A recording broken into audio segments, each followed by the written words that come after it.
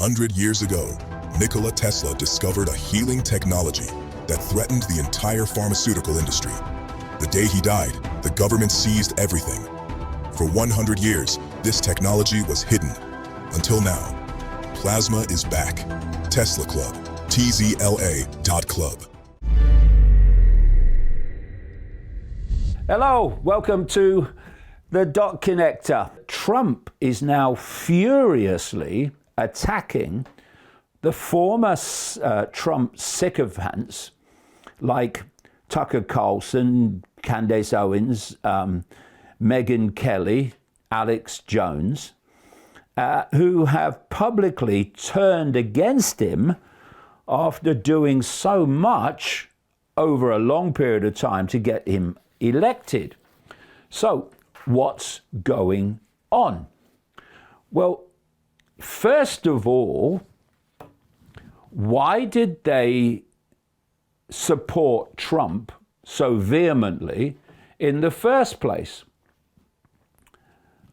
I went public in 2016, before he even became president, saying this guy's a con man, this guy's a gopher for the cult, the globalists, as some people call them.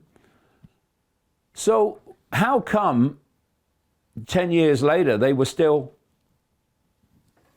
in favor of him?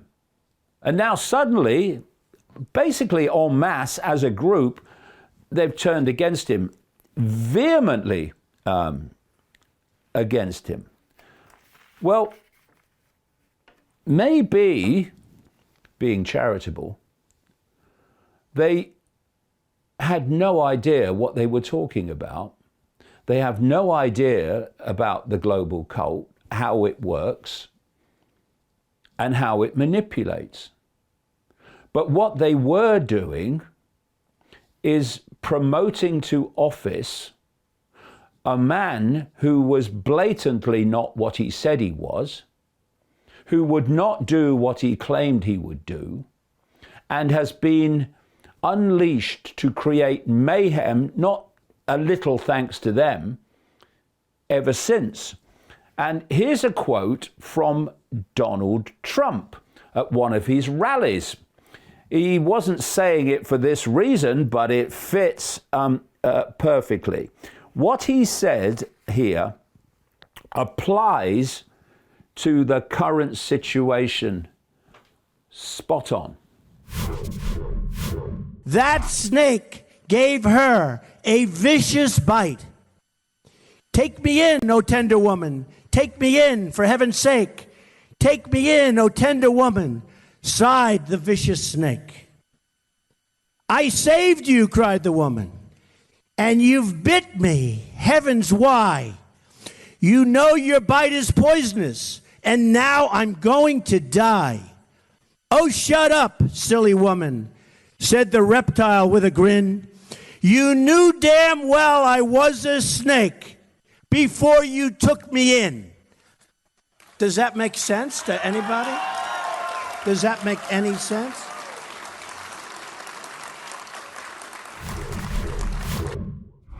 Yep, if you support a snake, you may well get some reward for that for a while. But history shows that if you support a snake, the snake will eventually turn on you if you in any way turn on him. So I find it kind of amazing, synchronicity, that all these star influencers who the algorithms absolutely love. The algorithms loved them when they were promoting Trump, and the algorithms love them now when they are opposing Trump, while other people who see a much greater picture are shadow banned most blatantly.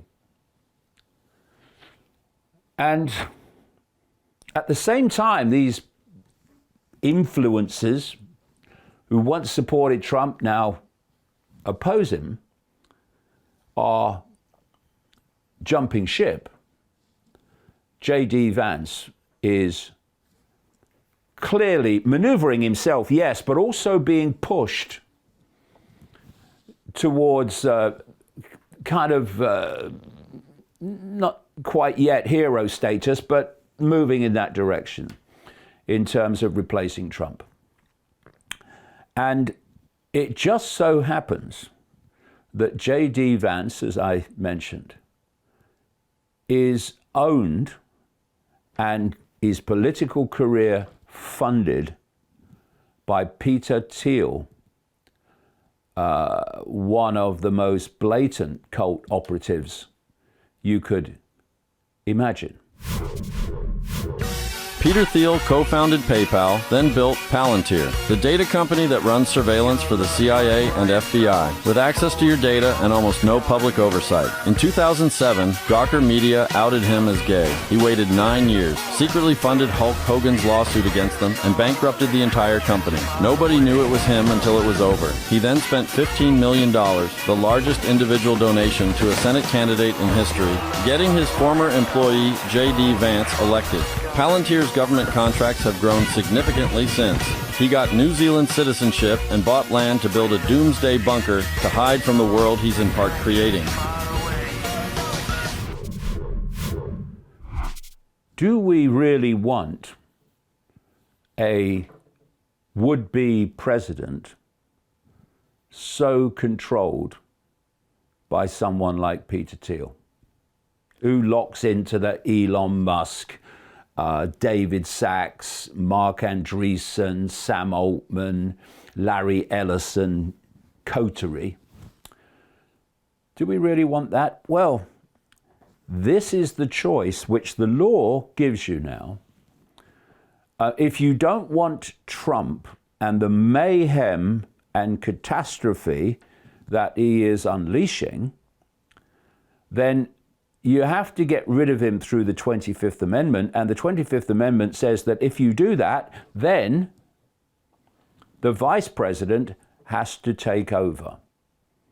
So it's all stitched up that if Trump was forced to step down while in office, JD Vance would become the president, or rather Peter Thiel would, or whoever controls him. And, you know, a major problem with the so-called alternative media influencers, these stars, many of which came out of the mainstream after the COVID myth hoax happened, are selling the cult agenda while claiming to oppose it.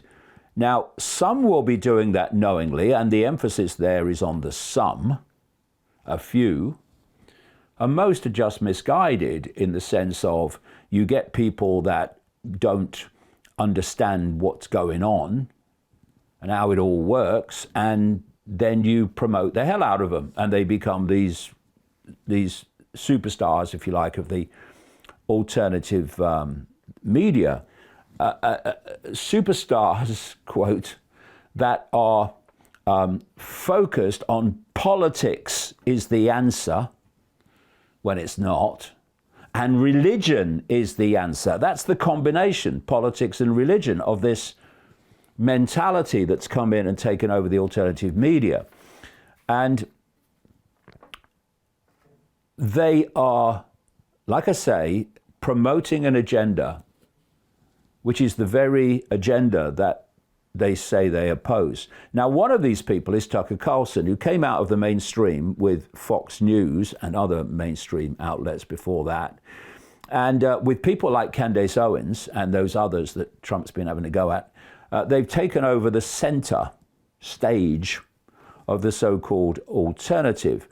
And Carlson here is mirroring the views of the Russian philosopher Alexander Dugin, who comes from a military intelligence family in Russia and is known as Putin's brain. They're talking about an American-dominated world being replaced as a good thing by a multipolarity world that includes Russia, China, and now Iran, backed by Russia and China, and so on. Now, I'll talk about why that is the cult agenda when we've heard these people say their piece. So there's the downfall of the Western unipolarity and the rise of the multipolarity. And so you're watching the end of the global American empire, the unipolar world. And so the death of the unipolar moment and of the institutions within the evangelical movement, American Protestant Christianity, are going away, but they will be replaced by something better and purer. We are living in the crucial moment of this emergence of multipolarity, including Russia, China, Iran, and say it's time for a new world order where we are partners in this relationship. I think that's the wisest possible advice and probably the only path that preserves civilization. Interesting, isn't it, that we hear the term there, New World Order. Ooh, that does not bring back some memories, some deja vu. Back in the 90s, they were talking, and I was writing about the New World Order. People like Father George Bush were talking about it. And the New World Order is now called the Great Reset, but it's the same thing. And Dugin's 1997 book, Foundations of Geopolitics, says that Russia must weaken, demoralize, and deceive in order to win. And he says it is especially important to introduce geopolitical disorder into America's internal reality, to encourage separatism and ethnic, social, and racial conflicts, actively support dissident movements and extremist racist groups, and sixth, to destabilize internal processes. Now, you know, when people talk about, oh, he's Putin's brain, and or he's representing China, or he's the United States, or whatever, they're missing the point. They represent the agenda of this cult one step back, indeed many steps back, into the shadows. And the agenda, on the face of it, may sound fair enough, where they say, oh yeah, instead of America dominating the world, we need to share power with Russia and China and Iran and other parts of the world. Now that sounds kind of, yeah, okay, fair enough, yeah, that sounds fair, but that's not the point. The point is, as I've been saying since the 1990s, the plan is to move the center and the focus of global power from the West to the East. And so it's not about becoming a multipolar world. It's about moving the center of power eastwards to China, to Russia, and of course, who's their client state? Iran. And now Iran with this chokehold currently on 20% of oil supplies through the Strait of Hormuz and gas supplies. But of course, China is being allowed to have the oil. So we are having this this plan proposed and supported by people who say they oppose globalism, but actually this whole cult plan is what they're articulating, whether they know it or not. And the other thing is, you know, have you noticed anyone who kind of goes on to X, that Elon Musk, who put in excess of $250 million into Trump's election, has said absolutely damn all about this war with Iran since it started. And there's a question. You massively funded him into power, and now look what's happened as a result of that. No, head down. Just pushing AI, human fusion, and his AI agenda. And yet, this is the other point, you see. You have these influencers, like Alex Jones is a classic, who talk about, oh yeah, well, I've turned against Trump now because he's going mad. Yeah, okay. So what about the guy who funded him? What about the guy who used his platform to promote Trump massively, along with his mate, Joe Rogan? What about them? What do you think about them, Alex? Oh, this is what he said this week. Elon Musk should be named Attorney General. I kid you bloody not. Here's the evidence. It's Saturday evening and it just hit me. Pam Bondi's out. Todd Blanche is trying to get the head AG job. He's really been running things for the last year and a half. And there's major rumblings that Ed Martin's will be put as deputy AG. That's good news, but what about Elon Musk as the new Attorney General? What about Elon Musk, who showed with Doge he was ready to take down the deep state and ready to take action? Would he take the job? I don't know. But what about drafting Elon Musk to be the new AG? That's a bold move, ladies and gentlemen. And Musk has shown he's got the will to do what it takes to try to save this country and try to shut down the globalists. The big no-no for a credible alternative media is simply not to take sides. Once you take a side, it's over. You're not alternative anymore. You're just part of the system. And what happens is that things that you would oppose if the other side does it, you will support. We've seen this endlessly. If your side does it, until it becomes so extreme that eventually you have to jump off the ship. And here's a clip of an interview that I did in New York in 2016, where this is before Trump even became president the first time. It was during the election campaign, in which I made these very points, as well as pointing out that Donald Trump was a fraud and not what he claimed to be.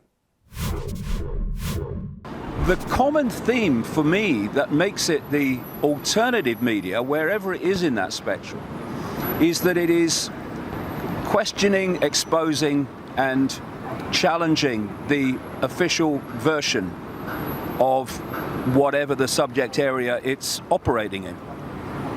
And what I'm seeing since the emergence of Donald Trump is a regression from that in terms of significant parts of the alternative media, particularly in the United States.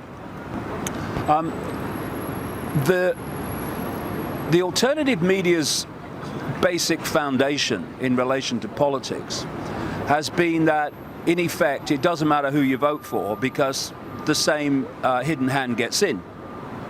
So it doesn't matter if it's Republican or Democrat or Labour or Conservative in Britain. Basically, the same political class is in control, and thus nothing changes. It's actually deeper than that, the reason nothing changes, but that's fair enough at that level as well.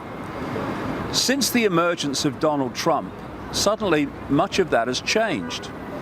Suddenly Donald Trump, this vacuous, demagogic man who just comes out with stock phrases about everything without any substance, without any explanation of how these things are going to be brought about. This man who plays on people's fears, on people's prejudices, that somehow this man is going to take on what they call the globalists. And as a result of that, the narrative has changed in these parts of the alternative media from you can't trust any of them, it's all a rigged system, to actually it is rigged, but against Trump, in favor of Clinton.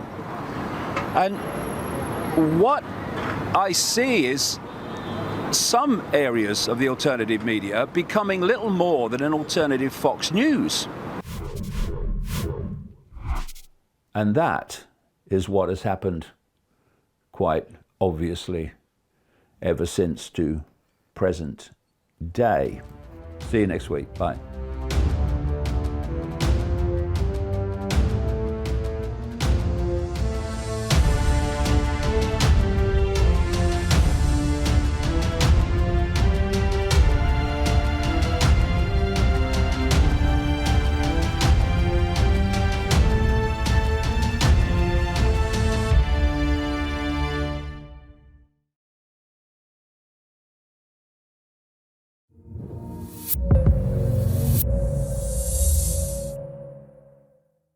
In 1943, the government seized Nikola Tesla's most dangerous invention, a healing technology that threatened Big Pharma's entire empire. They buried it for 100 years, but it's back, and over 1,000 people worldwide are using it right now. When you join Tesla Club, you get your own Tesla plasma device, 5 times more powerful than the original Violet Ray and built to last. You join a private Telegram group where members share breakthroughs daily. Stroke recoveries, cancer reversals, chronic pain gone in minutes. These aren't stories. These are yesterday's posts. You get lifetime support from people who've been where you are. Technical guidance, therapeutic protocols, a group that actually understands. And you get access to hundreds of documented experiments, real members, real results, real transformations. No prescriptions, no waiting for permission, no begging doctors who don't believe you. Just you, your machine, and a movement taking health sovereignty back. We're Tesla Club, private science club for self-directed healing. Visit tzla.club. Join the revolution. Plasma.